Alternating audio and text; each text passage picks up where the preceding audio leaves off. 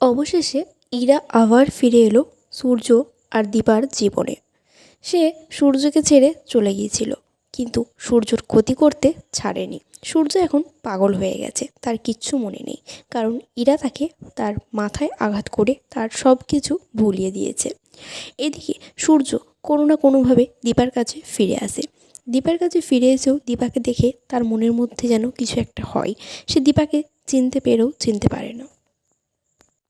সূর্যের এই অবস্থার জন্য দীপা কিন্তু ইরাকেই সন্দেহ করে, কিন্তু তার হাতে যথেষ্ট কোনো প্রমাণ নেই, সেই জন্য সে কিছুই করতে পারে না।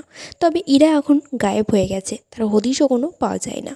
কিন্তু দীপা পেপারে একটা নিউজ দেয় যে ইরা তুমি যেখানেই থাকো সেনগুপ্ত বাড়িতে ফিরে এসো। সেই নিউজ দেখে ইরা সেনগুপ্ত বাড়িতে ফিরে আসে। তবে হ্যাঁ, ইরার চরিত্রটা এখন বদলে দেওয়া হয়েছে। অন্য আগে যে ইরাকে আমরা দেখতাম তার জায়গায় এখন অন্য মুখ নিয়ে এসেছে। তবে সূর্য আর দীপার জীবনে ইরা ফিরে আসছে তাদের ক্ষতি করার জন্য। এতদিন ইরা বলতো যে সে এই বিয়েটাকে মানে না, কিন্তু এখন সে সূর্যর কাছে ফিরে এসেছে তার অধিকার নিয়ে। এদিকে সূর্য ভুলবশত দীপার স্মৃতিতে সিঁদুর পরিয়ে দেয়, আর ঠিক সেই সময় ইরা সেখানে এসে হাজির হয় আর বলে, স্যার, আমি থাকতে আপনি কাকে সিঁদুর পরালেন? আমি তো আপনার স্ত্রী।